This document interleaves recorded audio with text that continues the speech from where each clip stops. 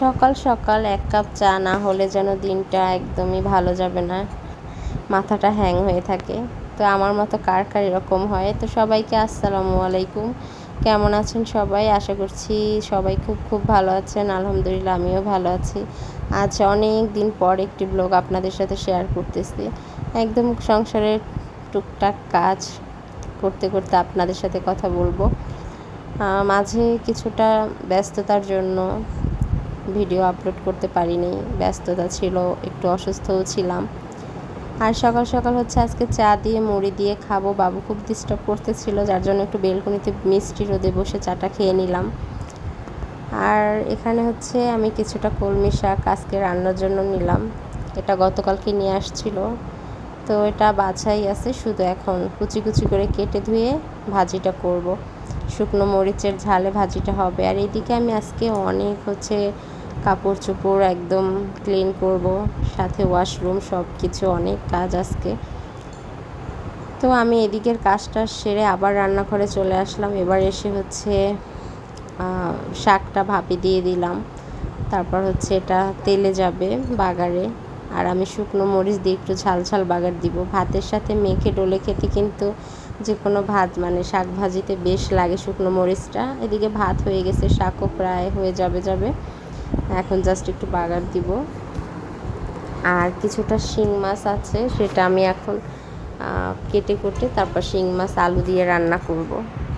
আর এই যে দেখেন আমার শাকটা একদম হয়ে গেছে। এখন আমি হচ্ছে শাকটা আসলে একটা মেয়ের দায়িত্বের কোনো শেষ নেই। বিয়ের আগে একটা মেয়ে যতটা হচ্ছে মানে শৌখিন থাকে, আবার বিয়ের পরে ঠিক ততটাই হচ্ছে দায়িত্ববান হয়ে যায়, অনেক দায়িত্ব চলে আসে।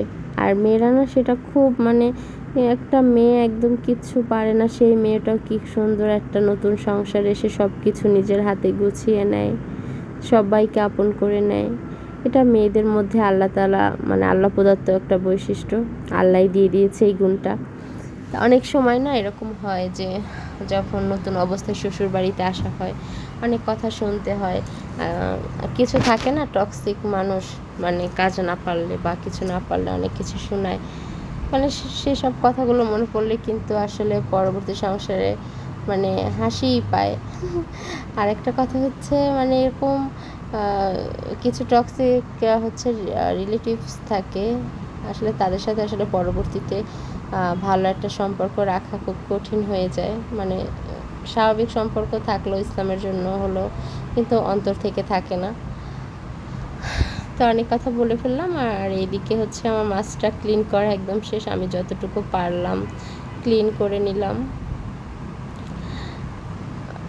স্টিলের সোফা দিয়ে আমি একটু ঘষে নিছি। আর বাবু খুব জ্বালাচ্ছিল, ওকে নিয়ে মানে কাজটা করা আমার জন্য অনেক কষ্ট হয়ে যাচ্ছে। আজকে হাতে একদম সময় নেই, অনেকটা সময় হয়ে গেছে, গোসল নামাজ সব কিছু পড়ে আছে, আর বাবু অনেক জ্বালাচ্ছে।